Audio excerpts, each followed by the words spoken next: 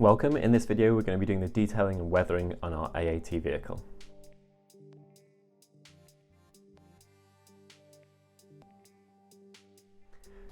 So having put down the foundation of all those different patinas and kind of suggestions of warmth and cool colours and all this stuff, what we need to do now is we need to do a couple of steps of detailing, which is the metallic sections. We're keeping this pretty simple. It's a solid paint job, but it's a fast one.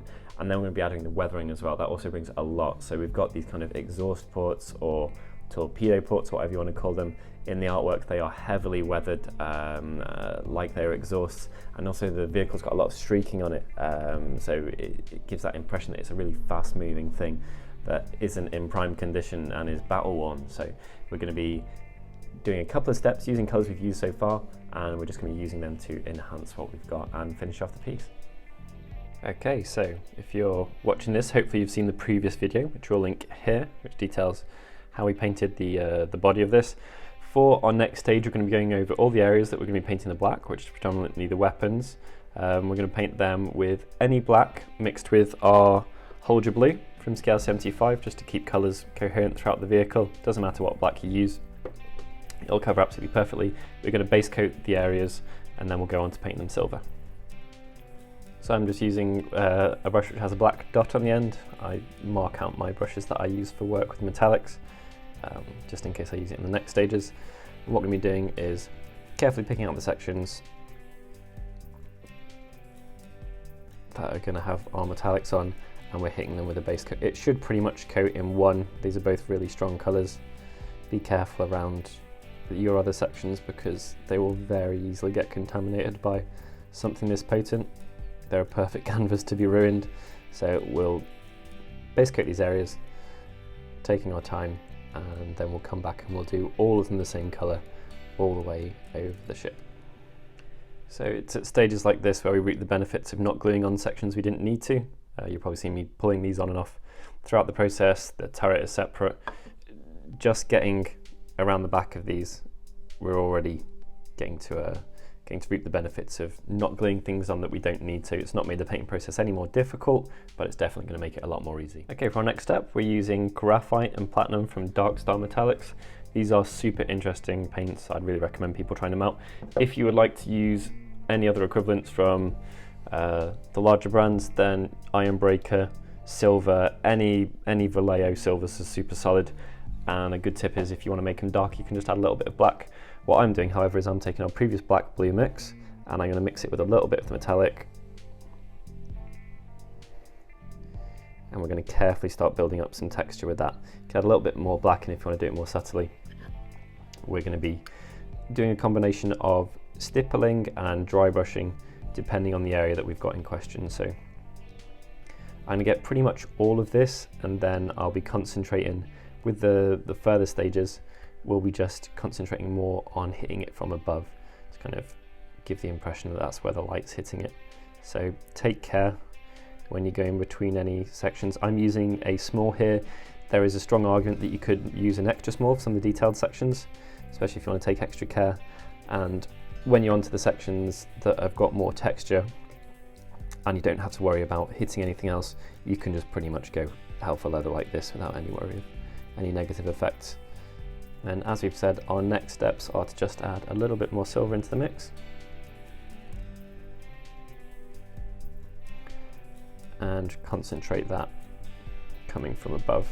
You can stipple this if you find that easy to control, or you particularly want the effect that it gives, or you can dry brush it. Metallics are a bit more forgiving because the light they shoot off is a bit more refracted and kind of random anyway, so you almost get the effects of stippling without stippling.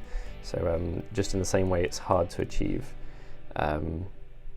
smooth blends with metallics like you can with normal paints, it's easier to achieve kind of textured patinaed results. So I'm going over this starting from the top and then working my way down the sides, but the idea is to have them more reflective at the top and less reflective at the bottom, or more bright at the top. So we're just adding more of our silver in, which is the graphite, and then we'll move on to using the platinum. Okay, and now we're going to pull the platinum in. Just a little bit of it. Remember to use your dampening pad throughout, and don't oversaturate the brush. If possible, it's very easy with metallics to not realise that you have quite a lot of them on your brush, so don't dip them deep and take your time. Because this is more of a highlight, I'm going to be doing more dry brushing to try and pick out the edges of these areas, and as with the previous steps, I'm concentrating on hitting it from above. In the cases of the aerials or the antennae, I'm going to be putting more here than I am at the bottom. So as we can see here, we're building up that really nice texture where it's dark from below and then lighter from above. We're just going to take a final stage, which is pretty much going to be pure platinum, and I'll show you a technique that I've been using on the antennae. Put them carefully tipped down on my palette and then hit them more heavily here, and then I just reduce the pressure as I work my way down to the rest of it. These sections I'm hitting with traditional dry brushing on the kind of the rings there, and then the rest of this is done exactly the same as the previous steps, hitting it from pretty much exclusively above now. I don't have any reason to hit it from below.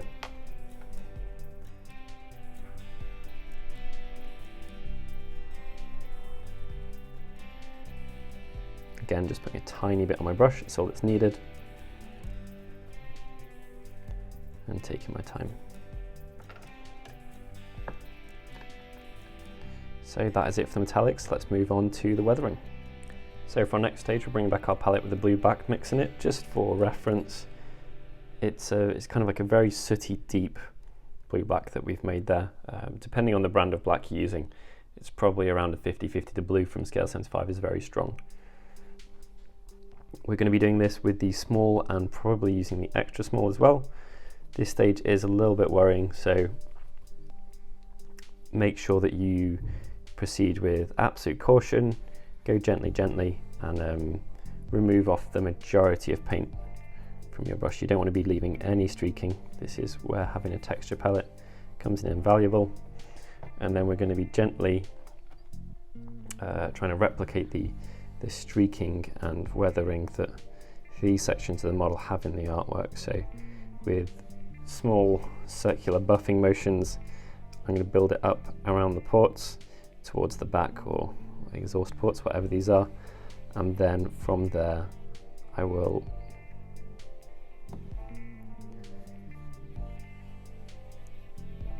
start the process of streaking it backwards. It's really important to test this somewhere. I can test it on a particularly light section of my palette to simulate exactly the type of colour difference we're going to have on the model.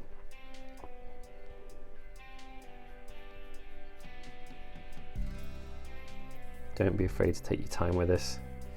Far better to take your time and be pleased with the end result than rush it and ruin things when we've come so far.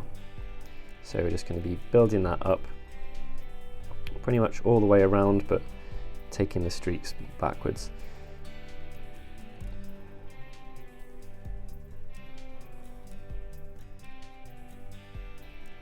Keep your motions nice and straight.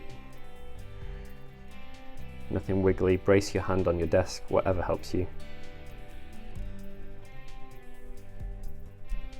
And make sure when you take in the paint, especially if you've used any water in the mix, when it'll soak its way rapidly up into the bristles, that you're only taking it very shallowly. So I take it from the edge of my dippy palette before pulling it onto my texture palette.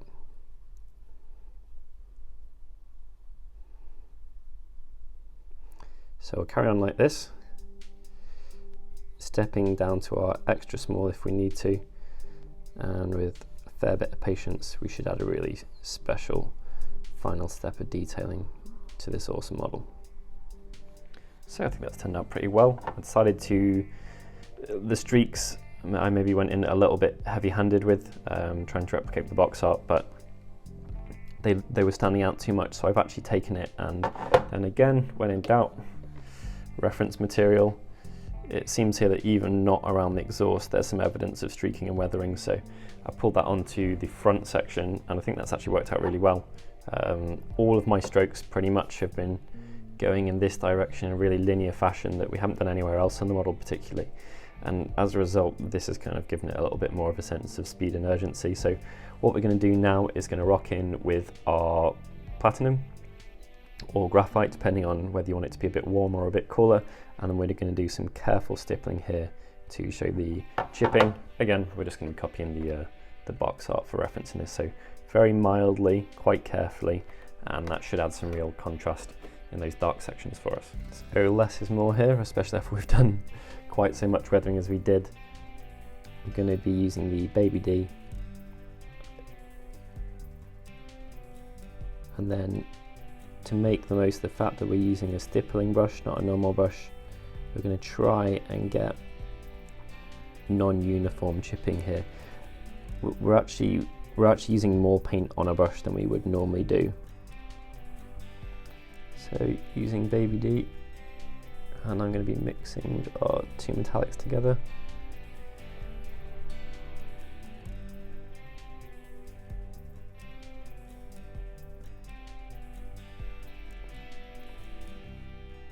Try your very best to not do this in a uniform fashion.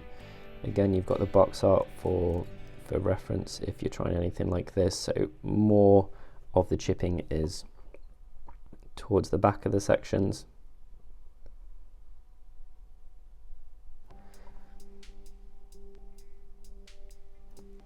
And some of it we can drag backwards a tiny bit, but I'm really going to be pretty minimal with any of that. It's one of the few times you'll see me not removing paint from my brush before I take it to the model with Series D, but what we're using here is you could use a normal brush for this, but the fact that we can do a little bit of everything with D is quite helpful. So I'm just going to be doing this all over these sections, and then a tiny bit here on the front. You can use the side of the brush if you need, if you want to just get a very, very slight edge. And then try and concentrate your, if you're looking for a rule of thumb, try and concentrate your chips to the areas where you've put down your black exhausty colour previous stages.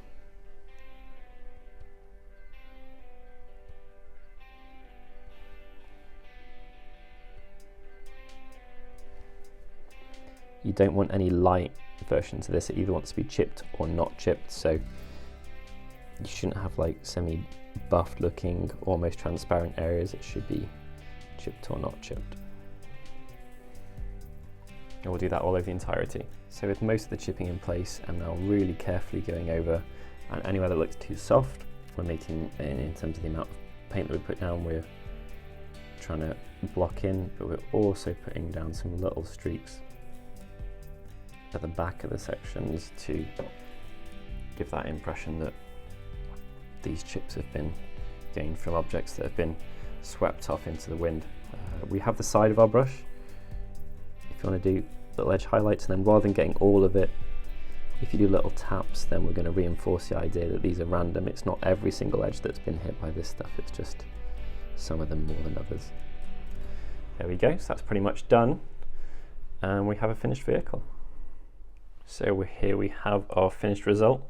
Thought I'll show you a few sections where you could do things differently from me if you wanted to. So I've tried to do this fast, so some sections I haven't touched. These underneath sections though, these can actually be painted separately. So if you wanted to do those separately and do them silver for detailing, so you call that from the side, that is really, really easily achievable. They literally clip in place. Fantastic kit, as I've said a few times. The aerials being separate, that's a good thing. You could go around and hit rivets or stuff like that, or pick out edges, but I prefer to get this done and dusted as soon as possible. Brushes wise, the ones that I use for metallics, I've already mentioned it, but be careful with contamination. So I've got a set that I use for metallics, or just clean them really carefully afterwards.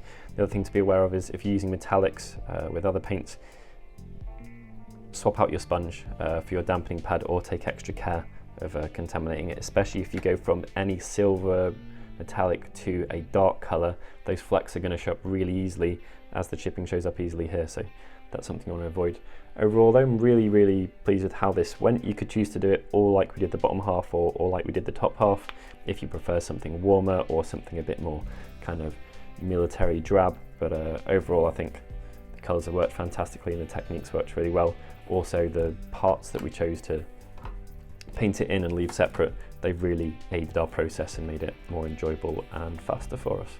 Thank you very much for watching. So if you've liked this video, please like, comment and subscribe. Let us know anything else you'd like to see us painting in the future, and we'll put a link up here for the base, and we will put a link here for the previous stages where we get the body of this done with stippling and dry brushing.